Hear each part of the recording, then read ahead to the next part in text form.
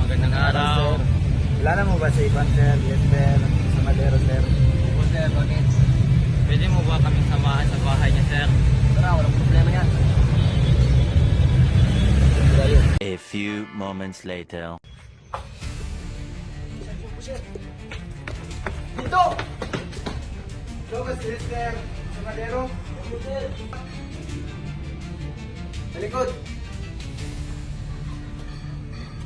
Dito. Dito ka. Ikaw ay naaresta sa salang pagpatay sa Dilagita.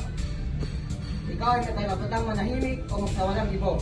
Ano man ang iyong sabihin ay maaaring gamitin pabor o laban sa iyo sa anumang hukuman.